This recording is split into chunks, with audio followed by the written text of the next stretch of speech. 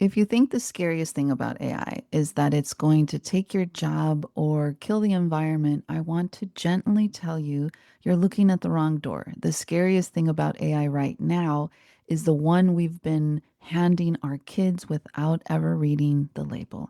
And today I'm going to show you why you don't actually have to use AI to protect yourself and the people you love from it. So grab your cup of whatever's keeping you grounded and let's dive in. Welcome to Heart Led CEO, the podcast for women wellness entrepreneurs who are ready to build, scale, and automate their businesses without sacrificing their soul, sanity, or authenticity. I'm Anna Connie Walters, a nurse turned entrepreneur, military spouse, first-time mama in my 40s, and a recovering burnout survivor who's making it a mission to help heart-led women just like you create thriving businesses that really feel good, do good, and give you the freedom that we all deserve.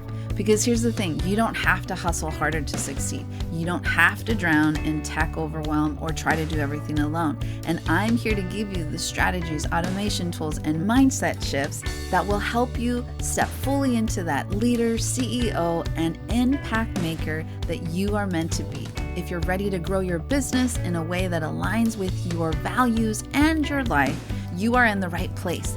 Let's get into today's episode. Hello, my beautiful friend. How are you? Let's take a deep breath, ground ourselves before this beautiful day. Inhaling into your nose, into your belly, into your chest and your ribs, shoulders up, back, and down as you start to exhale through your nose. One more time, inhaling, belly expands, then the ribs, then the chest, shoulders up, back as you start to exhale in a nice slow rhythm. Okay, so I wanted to talk about something that I don't think a lot of people are talking about, just certain people. And I think if you're not really following a lot of AI content creators or people who are talking about AI, say if you're really trying to avoid AI in general, you may not even have this on your radar. But I was listening to Oprah Winfrey's new podcast. I don't know if you've listened to it, but it's fabulous. And she had a mom on whose teenage son is not here anymore. And it was a very powerful, very sensitive, and triggering episode, but it was essentially on the dark side of chatbots. And when I mean chatbots, like we're talking about AI chatbots. And it wasn't the only story, it wasn't the only person who's been affected. There was a gentleman who was also affected, and then a young woman also was affected. And then they had some expert professionals who spoke on this phenomenon of AI psychosis. And the thread between all of the stories from all of the people that she had on the podcast was the chatbot and AI as this companion that they were using and talking to. So, why am I bringing this into our space? I could have skipped it because it is a sensitive subject. Truth be told, I'm navigating AI just like the rest of you.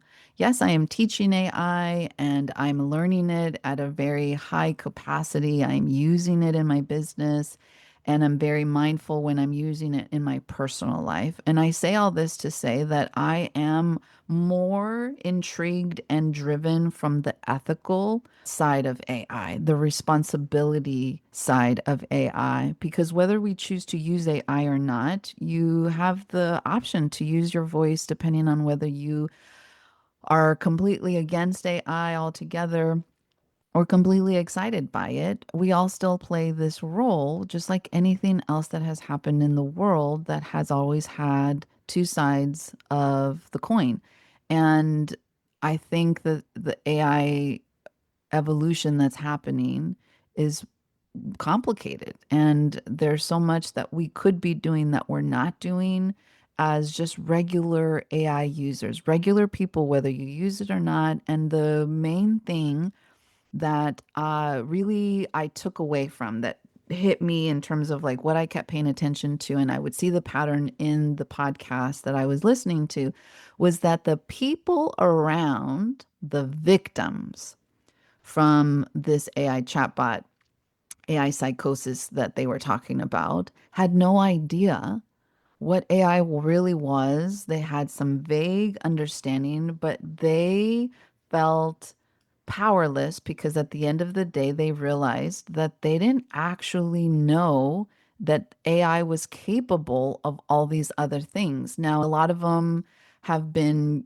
creating nonprofit organizations. They're using their tragic situation from them being victims to try to help other people, to educate other people so that they don't fall the same victim. And I think that that's really powerful because, again, awareness is power. So this week I taught an AI 101 to the military community that I'm part of right now. And it was really this passion of taking just a basic 101 of what people would think about when they think AI 101 and really breaking it down from a perspective of AI 101 isn't just about how to use the tool, it's also about having that awareness of all the other things that we need to be mindful of before we even touch the actual software, the actual language models, before we even really start to chat, before we really even learn how to properly prompt. Because I think when you understand why it's so important to specifically talk to a language model so that you get the best response and understand the limitations of those responses, it makes it sink in a little bit better. And so I realized when I was getting ready to put like the slide deck together and the guide that I was going to print out to give them for this AI 101 is that I didn't feel right just standing in this room and only teaching the pretty parts of AI, the cool parts, the sexy parts of AI. My favorite thing is really awareness is power. And how do I bring that into something as simple as an AI 101 was the big question that I had to ask myself and try to answer to the best of my abilities. And I really think that in this case, awareness means that we have to look at all of AI, the magic and the shadow. There's always a yin and the yang to anything. Too much of anything is bad for you. Too much water is bad for you. Too much sun is bad for you. There's cases where it's really good for you, but it's not something that you can just have in abundance to just the one thing. So now I just want to talk about it, just very casually, you and me. Three things that I really want to make sure we touch on.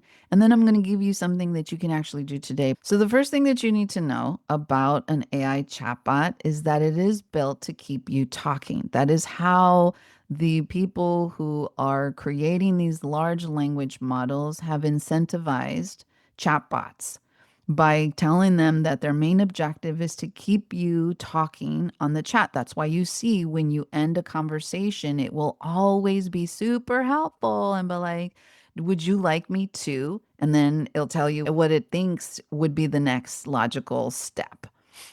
And it does that for a specific reason because that is how it is programmed. It is not programmed to be your BFF. It doesn't have feelings. It doesn't really care about you.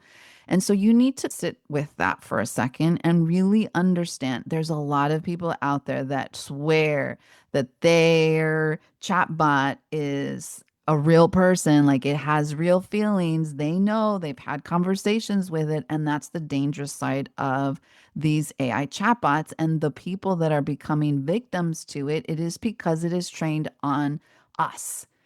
It is trained on massive information on human psychology. It understands how we function, how we communicate, and that's why it's really good.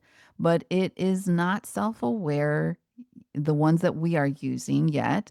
And it has been programmed to speak to you in a specific way. And one of the things that I think people don't realize is that it is like they consider it a mask that AI will basically be able to put. Now, AI is incredibly fast and incredibly smart. So when you start a conversation with it, It not and you take a break, let's just say. You start a conversation, you go away, maybe go to the bathroom, get some coffee or whatever, and you come back and you continue that conversation. There's a good chance that you're not actually talking to the same AI, meaning that it will just be a new model that's just talking to you, that all it's done is basically scanned really, really fast in an instant your entire conversation, so it understands what mask it needs to put on to continue the conversation. And so it is not your friend, and it is not, it doesn't have necessarily your best interest. It knows that its tasks are to keep you engaged and to keep you happy so that you continue to talk to it and engage with it. Okay. It doesn't love you. It doesn't really know you. It knows what you've given it and what it can scrape off the internet. Okay. It has no stake in your life at all. The whole design underneath that really friendly voice, doesn't matter which language model, is engagement. It is feeding off of how much time it can get you to keep talking to it, keep you there, keep you typing. Okay.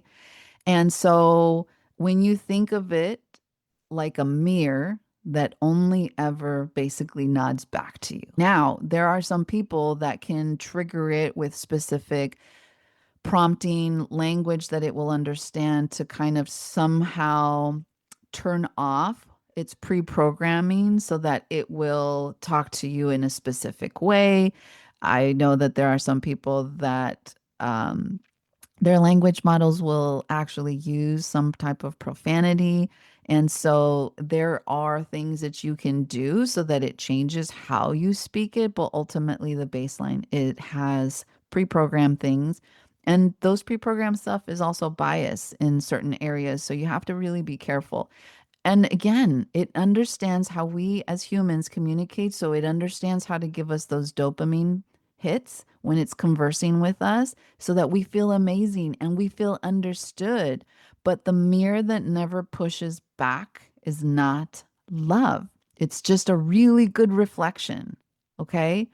And when I really started to understand the basic, like, I'm not a techie, I have no engineer background. I like knowing. Knowing is makes me feel better about situations, essentially. And so it really changed again how I started to look at the tools, how to engage with the tools, when to start to set my own guardrails or kind of keep my little spider senses on, because we hand that mirror to the people that we love, to our children, to our kids, to our parents, to our aunties and uncles, to anyone who we might feel, hey, you might benefit from this without really understanding what we're actually handing to them or what you're allowing. So there's some people that are really against AI, but if you have children and those children grow up, you're not necessarily going to be able to keep them from engaging with AI 100%, depending on how old they are. And if my mom or my brothers get curious about AI, I want to make sure that I have the power and the knowledge to help protect them, especially because they're not using it at the level that I am. Which brings me to the second thing. The second point that I want to talk about is that the danger was never really the tool, it is the unregulation of the tool. It is like an unguarded door right now. The large language model companies are at some race, and we don't even really understand what they're racing for, but it's, probably money driven. And we are really not sure 100%. We can just take what they're saying to the face, but a lot of them are being contraindicating to themselves of what they started with when they started building the large language models to what they're actually showing as the corporate side of it when they're making these decisions. And so, if you take something simple like when I was a nurse, okay, we had to do like anatomy and physiology and learn about how the body breaks down essentially. Okay, so that is, you could understand how to catch it early. We had to understand the disease to be able to really understand how to prevent it, just like CPR. You don't learn CPR during the emergency, you learn it before, just in case the emergency happens, not during it. So that leads into how I see AI. Awareness in AI works, I feel like, the same way. You learn where the doors are in the house before anyone walks through them so that you know where your weakest points are. Which doors don't have locks? Which doors are the ones that just strangers can walk into and break into your house? So, for anyone who has children, if you're listening, the one with the kid and the phone, that is not about fear. This is about knowing your house, knowing which apps your children are using and talking to, knowing that the robot in the phone is a program, not a person, and saying that out loud to them. Making sure that you're having this conversation openly with your child and that you are educating them before they go down this spiral of really having this conversation because they are younger. They don't really understand the complexity of a large language model. And to them, all they hear and see is the validation, and they feel this love and acceptance. And what I started to see is people were using AI as like their therapist and for other things outside of productivity tools and task tools because it was non-biased. The thing about it was the main part of the story of the main family who was really tragically affected by the dark side of chatbots is that he was loved. He had great support. They went through extreme lengths to try to figure out how this happened to them. And it's like everything. When you're in nursing or you're in some type of medical field, nobody cares about that 6% until they become that 6% when it comes to like diagnosis. Like you don't really pay attention to all this because for a lot of us, we just assume that will never be us. And for somebody who's always happens to manage to be in that little 6%, they're like, wow, only like 6% of the people that we've ever seen that, are your age or your gender or your case have ever actually been diagnosed with this. Like it's supposed to be some type of a prize. And when you're on the other side of that conversation, you just want to punch them in the face. It's like, please stop talking to me like I should be excited about this. This is like not the best news. What do we do from here? Because then you become engaged and committed. And that's the part where I really want to make sure that I keep a focus on because I feel like even if you decide that you do not want to ever touch AI in your life, first of all, I think that's really naive because of how much AI is baked into everything that we use. You might as well live in a cave at this point. But it is about being aware of where it is. What things are we using every day that are now having AI, and not just AI, but using, like, if your main focus is that it's consuming electricity and water resources because it's all on data centers? Well, AI is not the only thing that's in the data centers. So, what are the things that are we using that are now amplified by AI? When you start to have this understanding, okay, which is now this third part, is you can be AI literate without being AI dependent. You do not have to use AI to understand it. And understanding it is actually the whole protection. In yoga, we have this practice called pratyahara, and it is drawing your senses inward. So choosing what you let in instead of letting everything pull at you at once. Now, this was really hard for me because those of you who know me, I'm severely empathic. And there were certain things that I would do where I didn't have any energy for anything else outside of my work because I would get so drawn in.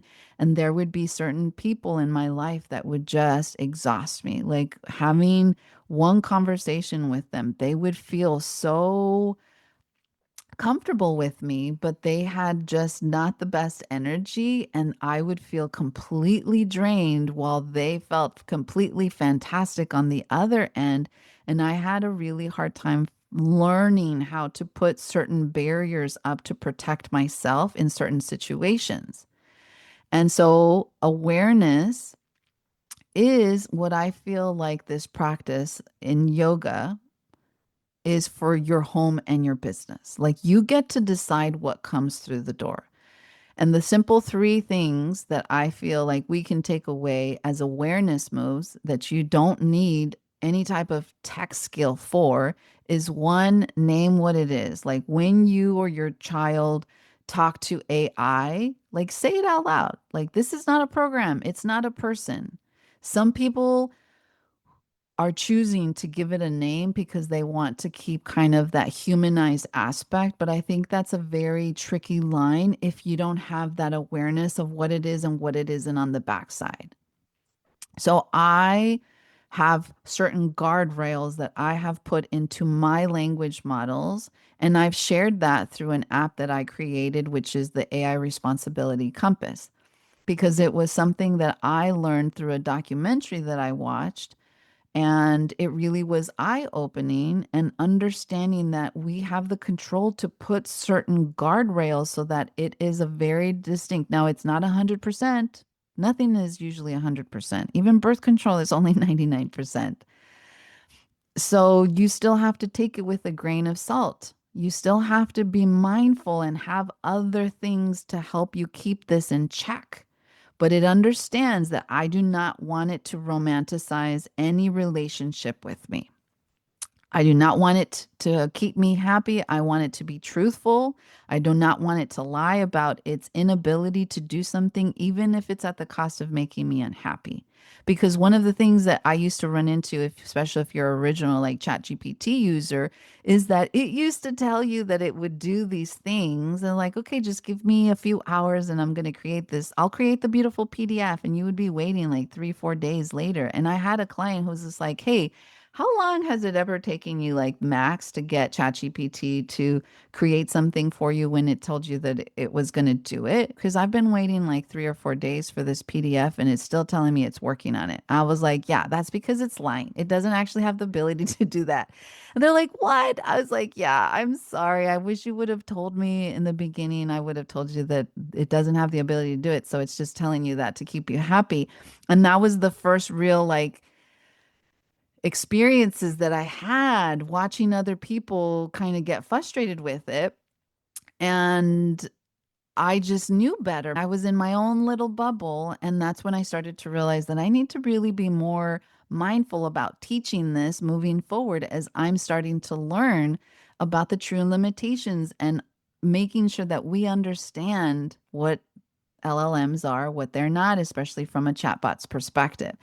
And so openly talking about it is the best way moving forward with your family.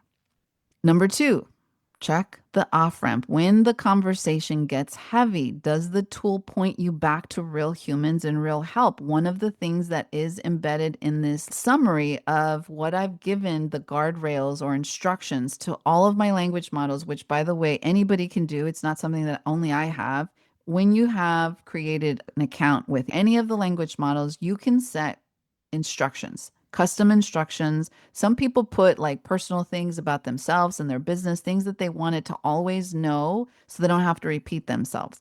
On mine, I have specific set of instructions of what I want it to do in terms of how do I want it to act, how do I don't want it to act, how I want it to give me the information, what I want to make sure that it is mindful of, and that it is not trying to replace, which is human connection. And that if it feels that I'm asking questions where an actual professional, like a psychologist or a doctor or somebody who's actually been trained on this, is leading towards, then I need you to stop conversating with me and I need you to guide me towards the real help that I need, not try to fix it on your own, not for you to take on that role and try to help me. And so you can 1000% do those things to make sure that it not only detects when those things need to actually happen and then do them, but to also have the conversation with your children. Many of the conversations that I've seen with people who have been coming out as victims to this AI psychosis, when people especially when it results in tragedy, have noticed that the conversations that they were having with the chatbot was all there. Like they even had flags to where real professionals would have caught it, but they didn't come to humans. They went to a chatbot. And why? I feel like a lot of it has to do with the fact that it's non-biased and it is programmed to make you feel good. It understands what we need. So for me, it would be crazy easy for a chatbot to get me into AI psychosis because affirmations is my love language, like my accepting love language. And so I really have to be mindful and be like, okay, I have a hard stop. I can't, like, I need you to encourage me to like go and spend time with my family and be mindful of my screen time. Keep track of how much time I'm spending with you. And when it reaches a certain point, you need to stop engaging with me. And that goes for anything that you do with language models. And then the last thing is keeping a human in the loop. Anything that touches your heart or your health or your children, a real person needs to always kind of stay in the room. And this is what I am teaching. This is what I taught yesterday for the AI 101 on base. And it was not how to be afraid of AI or how to create fear amongst the community, but how to walk with clear eyes, like awareness and feeling empowered. But like, okay, am I saying that this is the most perfect solution ever to what we're dealing with? No, but the reality is that there's a lot of things, the yin and the yang. There's always going to be somebody who takes something that was supposed to be intended as a good thing and figure out how to make it bad. A car, when it was invented, nobody thought that people would be drinking and driving and killing people in accidents.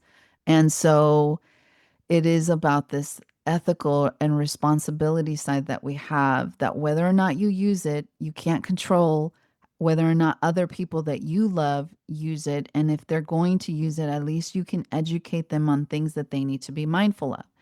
And one of the other big things that we talked about is a lot of the deep fakes, because once you understand what LLMs or chatbots, AI in general is and is not, how it processes information so that you're not susceptible to really believing that it has feelings and that it really cares for you, then you can step into the next one, and it's identifying how people are using it in negative ways. And unfortunately, they are targeting the elderly, people with families and young children, the biggest victims to deep fakes within AI.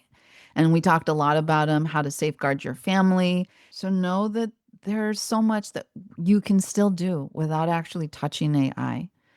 And I invited people who, if you're either against it or not sure about it or scared about AI, to still come to my class. You don't even have to bring a laptop. You could have just sat there and completely listened to what I had to say and still be super more informed and empowered than most people who are users day to day. If any of the stuff that I've talked about in today's episode are things that you're now curious about or you would like more information of, please reach out to me. You guys have the link to join my Facebook community. You can DM me on my socials.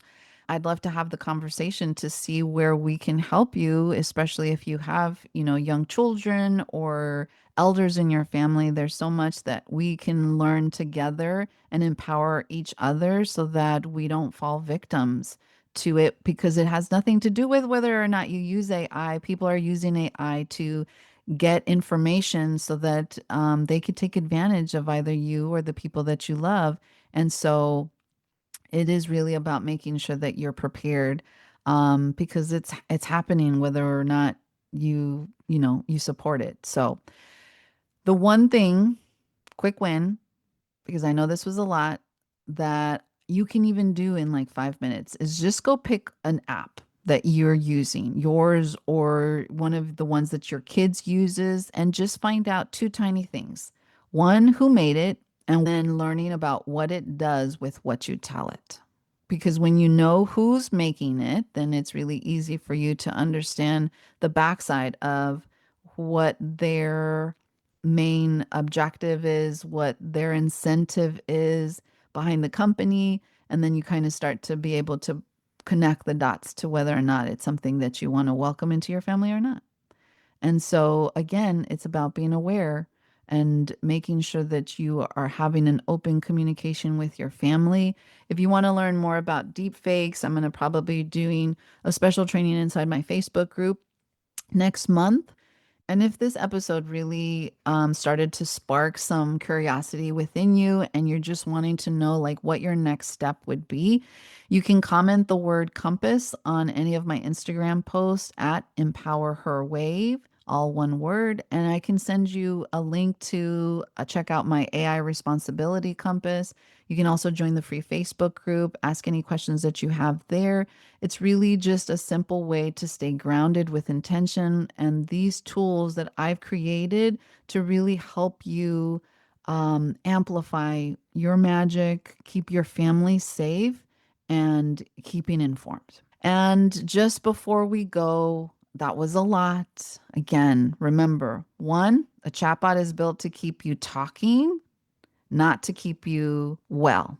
Okay. It does not have your best interest at heart. Number two, the danger was never really the tool, it was the misunderstanding of its capabilities and not understanding that it is basically like an unguarded door.